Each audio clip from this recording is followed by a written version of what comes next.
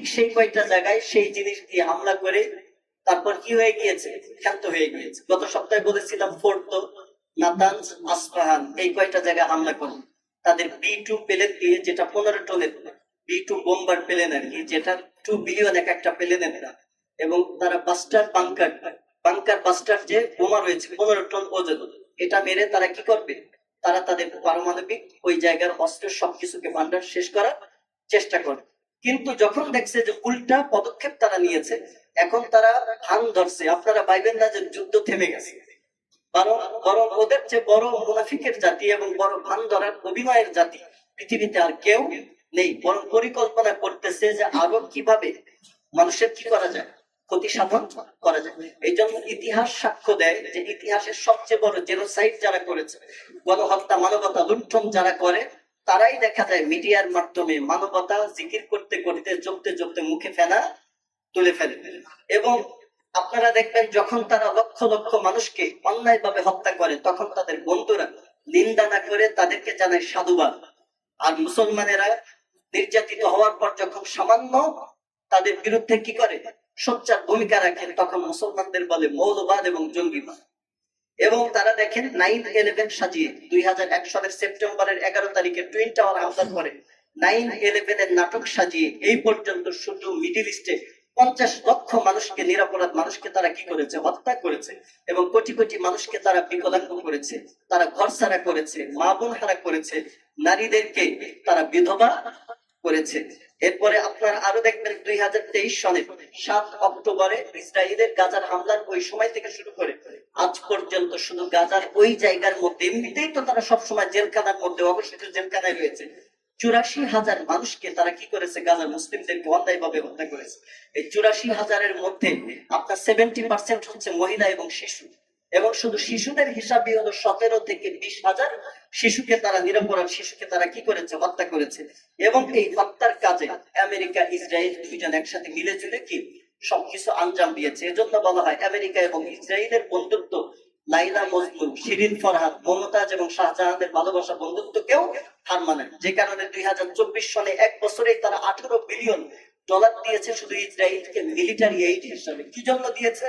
ভালো কাজের জন্য দিয়েছে, যে মারো, আরো বেশি মারতে মারতে তাদেরকে কি করে দাও, শেষ করে দাও। কিন্তু ইরানের ক্ষেত্রে একটি জিনিস মনে রাখা উচিত এবং তাদের অতীত ইতিহাসের একটি জিনিস খেয়াল রাখা উচিত। এক সময়ে বিভিন্ন দেশে সুন্নি মুসলমানদের যখন হত্যা চালিয়েছে, তখন তারা নীরবে থেকে আমেরিকা বিভিন্ন দেশে সাপোর্ট দিয়েছে। কিন্তু এবার তাদের মনে রাখা উচিত যে সুন্নি মুসলিমরাই তাদের বিজয়ের জন্য তারা কিন্তু মন খুলে কি করেছে, দোয়া করেছে। এই জন্য তাদের যুদ্ধ থেমে গেছে বলে, আমার দেশ নিরাপদ বলে আমি চুপ হয়ে যাব। আর গাজার নিরাপদের শর্ত যুক্ত না করে যদি থাকে, তাহলে বুঝতে হবে এই যুদ্ধ ছিল শুধু নিজের দেশকে রক্ষার জন্য। এই যুদ্ধ ছিল মিডিল ইস্টে শুধু কার চেয়ে কে বেশি বড় বাপ হবে, কার চেয়ে কে কত বেশি বড় পাওয়ারফুল হবে, সেটা প্রদর্শনের জন্য। তাই তাদের গাজার এই বিষয়টি তাদের এই সাথে, যুদ্ধ বিরতির সাথে যুক্ত করে দেওয়ার মন মানসিকতা আল্লাহ তাআলা তাদেরকে দান করেন, বলুন আমিন। এরপরের যে বিষয়টি বলবো সেটি হলো, ইতিহাস এবং কোরআন হাদিসের আলোকে দেখা যায় ইহুদি খ্রিস্টানরাই হলো পৃথিবীর সবচেয়ে বড় মিথ্যাবাদী।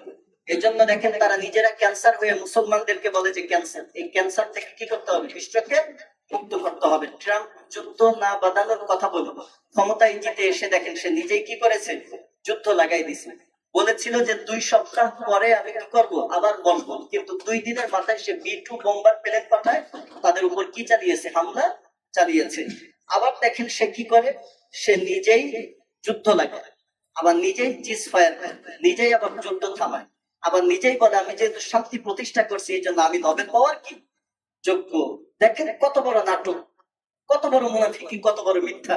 এবং তারা যে ফ্রিডম অফ স্পিচ, বাক স্বাধীনতার কথা বলে, এই বাক স্বাধীনতার কথা বলে দেখেন তাদেরই জাতিসংঘের সাংবাদিকদেরও তারা কি করেছে, গাজায় হত্যা করেছে। দ্বিতীয় বিশ্বযুদ্ধের পরে যেটা সর্বোচ্চ, তাদের সাংবাদিকদের হত্যা। এবং আমেরিকার ইউনিভার্সিটির স্টুডেন্টরা যখন গাজার পক্ষে প্রোটেস্ট করে, প্ল্যাকার্ড নিয়ে দাঁড়ায়, তখন কিন্তু তাদেরকে গ্রেফতার করে জেলখানায় কি ঢুকিয়েছে। এবং আরো কি করেছে, একজন হোম সিকিউরিটি মিনিস্টার আছে ইসরায়েলের, নাম হল ইতামার বেন গভির। এই ইতামার বেন গভির কয়েকদিন আগে বলেছে যে আল জাজিরা টেলিভিশন এটা হলো আমাদের জন্য বড় ভাইরাস। এটা যে দেখবে এবং যারা এটা সাপোর্ট করবে তাদের সবাইকে কি করবো আমরা, বয়কট করবো এবং তাদের সবার বিরুদ্ধে আমরা ব্যবস্থা নিব। দেখেন বাক স্বাধীনতার উপর কত বড় হামলা। এবং তারা যে মিথ্যা নাটক করে, এই মিথ্যা নাটক তারা হিটলারের শুধু সুরত পরিবর্তন হয়েছে। হিটলারের শুধু কি হয়েছে, সুরত পরিবর্তন হয়েছে। হিটলার ওই সময় মারছিল তাদের, আর এখন তারা মারতেছে নিরপরাধ কি মুসলমানদের। হিটলার মারছিল তাদের অপকর্মের জন্য, আর কিছু বাঁচাই রাখছিল যাতে বিশ্ব মানুষ বুঝে যে সে কেন মারছিল, এরা যে কত বড় খারাপ, তাদেরকে মেরে যে ভালো করছিল এটা বোঝানোর জন্য কিছু কি বাঁচিয়ে রাখছিল। হিটলারের নিজের লেখা একটা বই আছে, 2 চ্যাপ্টারে বের হয় 1924 এবং 25 সনে। সেটার নাম হলো মেইন কাম্প। এই বইয়ের মধ্যে একটা চ্যাপ্টার আছে, চ্যাপ্টারের নাম হলো বিগ লাই, বড় মিথ্যা। এর মানে সে বুঝাইছে যে একটা মিথ্যাকে আপনি যদি বারবার প্রচার করতে থাকেন, মানুষ মনে করবে এটাই কি সত্য। এবং হিটলারের একজন মিনিস্টার ছিল, ইন্টারনেটে সার্চ দিয়ে দেখবেন, তার নাম হলো মিনিস্টার অফ প্রোপাগান্ডা।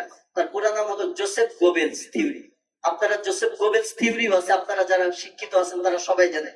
এই জোসেফ গোবেলস তাকে নিয়োগ দেয় হিটলার মিনিস্টার অফ প্রোপাগান্ডা হিসেবে, মিথ্যা ছড়ানোর জন্য। সে হিটলারকে বুদ্ধি দেয় যে স্যার, শুধু একদিক দিয়ে মিথ্যা ছড়াইলে হবে না, এই মিথ্যাটা যদি সব দিক দিয়ে আপনি প্রচার করেন তাহলে মিথ্যাটা আরো কি হবে, শক্তিশালী হবে।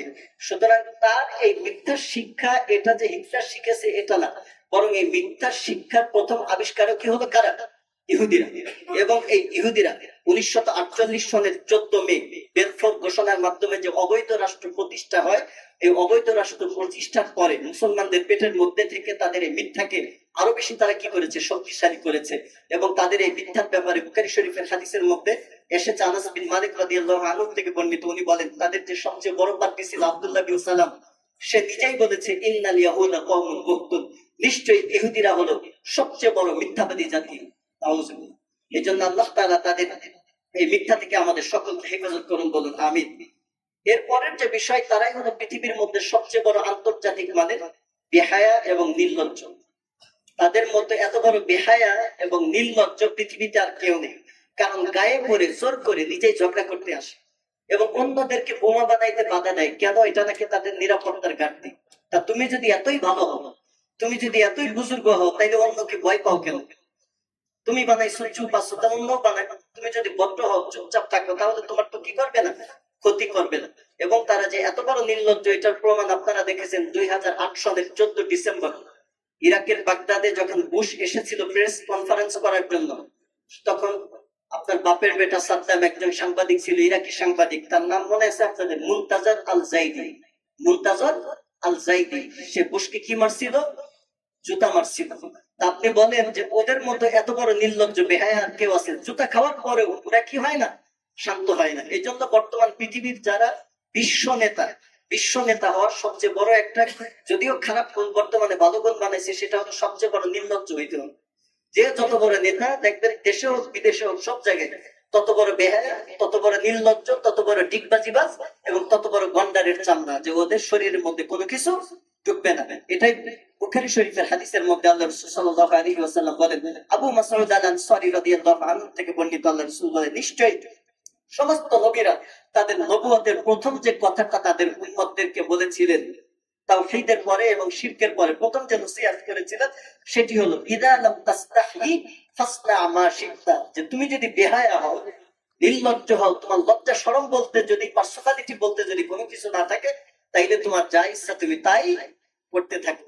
এই জন্য তারা নির্লজ্জ এবং বেহায়া আল্লাহ রাসূলের এই হাদিস দ্বারা প্রমাণিত হয়েছে। কিন্তু তাদের পিছ পিছ মুসলমান নেতারা, মুসলমান দেশের লোকেরা গিয়েও তারাও কিন্তু তাদের চেয়ে একটু পিছিয়ে নেই। এরপরের যে বিষয় বলবো সেটি হলো, আজকে বর্তমানে মুসলমানেরা দেখা যায় একই করতে বারবার সাপের দংশন খাচ্ছে, বারবার কামড় খাচ্ছে। অথচ আল্লাহ তাআলা সূরা আলে ইমরানের 118 নম্বর আয়াতে বলেছিলেন, তোমরা নিজেরা বাদে অন্যদেরকে অন্তরঙ্গ বন্ধু রূপে গ্রহণ করো না, কেননা যদি সুযোগ পায় তোমাদের ক্ষতি করতে কম করবে না। তারা মুখে যেটা প্রকাশ করে, এর যে তাদের অন্তরে যেটা তোমাদের প্রতি ঘৃণা রয়েছে, এটা আরো বেশি কি ডেঞ্জারাস, আরো বেশি মারাত্মক। এই জন্য ওমর রাদিয়াল্লাহু তাআলা আনহুর সময় রোমক বাদশাহ হিরাক্লিনের পক্ষ থেকে একজন দূত আসছে, যে ওমরের ভয়ে যে আমরা কাঁপি তার কারণটা কি। এসে দেখে খেজুর গাছের নিচে রোদের মধ্যে শুয়ে রয়েছে। বলে যে ওমর, তোমার ভয়ে আমরা কাঁপি কেন? তোমার মধ্যে এমন কি কোয়ালিটি আছে তখন ওমর রাদিয়াল্লাহু আনহু বিখ্যাত একটি কথা বলেছিল। উনি বলেছিলেন যে আমি দুইটা জিনিস মেনে চলি, একটি হলো মুসলমান এতটা বেশি চালাক হবে না যে সে অন্যকে ধোঁকা দিবে, আবার এই মুসলমান এতটা বেশি বলদ হবে না যে তাকে আরেকজন ধোঁকা দিয়ে যাবে। এই জন্য আল্লাহ রাসূল সাল্লাল্লাহু আলাইহি ওয়াসাল্লামের বিখ্যাত এই হাদিস আবু হুরায়রা রাদিয়াল্লাহু আনহু থেকে বর্ণিত, বুখারী মুসলিম শরীফের হাদিস। এই হাদিসের শানে নুজুল হলো একজন মুনাফিক ছিল আবু ইসা আল জুমাহি। সে মুশরিকদের সাথে বদর যুদ্ধে ধরা খায়।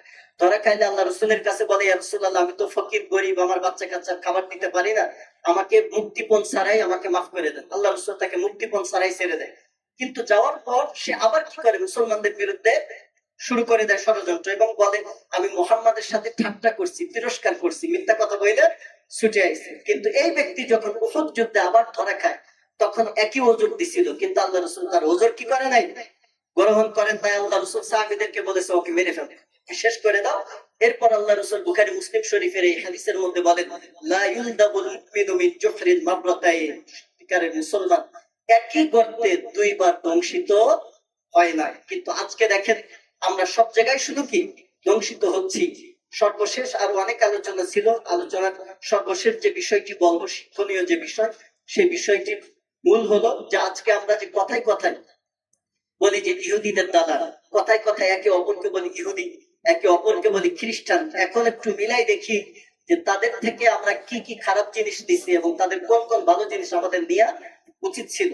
দেখেন তাদের মহিলারাও বেপর্দায় চলে, আমাদের মহিলারাও কি বেপর্দায় চলে, তারাও সুদ খায়, মুসলমানও কি সুদ খায়, তারাও জুলুম অত্যাচার করে, মুসলমানও জুলুম অত্যাচার করে, তারাও হিংসা বিদ্বেষ করে, মুসলমানও হিংসা বিদ্বেষ করে, তারাও ফিতনা ফাসাদ করে, মুসলমানও কি ফিতনা ফাসাদ করে, তারাও ভূমি দখল করে।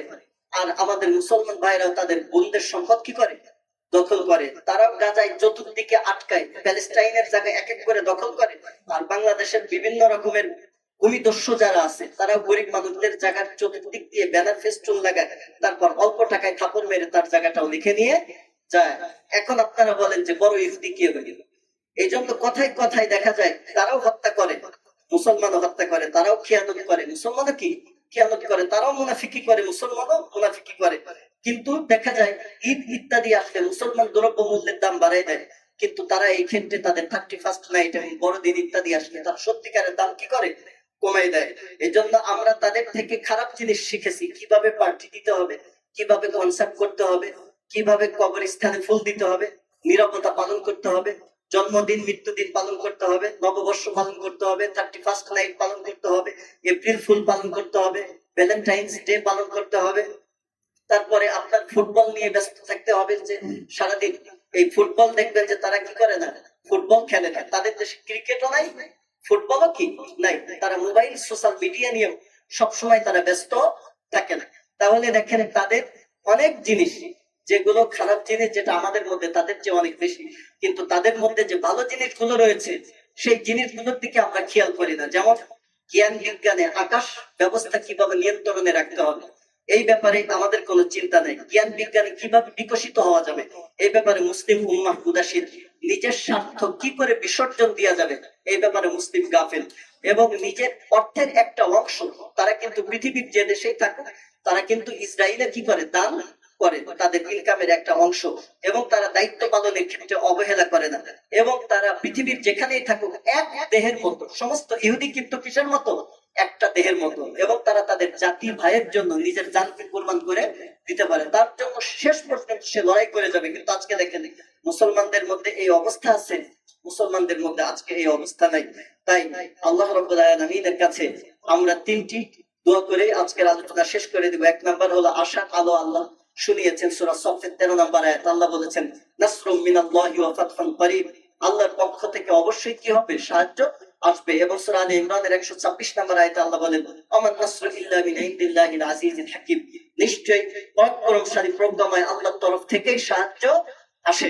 এবং আল্লাহ রাব্বুল আলামিন সূরা তালাকের 3 নম্বর আয়াতে বলেন ওয়া মান ইয়াতাওয়াক্কাল আলাল্লাহি ফাহুয়া হাসবুহ, যে ব্যক্তি আল্লাহর উপর ভরসা করে আল্লাহই তার জন্য যথেষ্ট। এই জন্য আমরা যদি আমাদের ইমানকে মজবুত করি, আমরা যদি হীনমন্যতা দূর করি, সাহস দেখাই, তাহলে অবশ্যই আল্লাহ মুসলমানদেরকে ঐক্যের মাধ্যমে বিজয় দান করবে, যেটি আল্লাহ সূরা আলে ইমরানের 139 নম্বর আয়াতে বলেন, ওয়ালা তাহিনু ওয়ালা তাহজানু ওয়া আনতুম লা আলাউনা ইন কুনতুম মুমিনিন।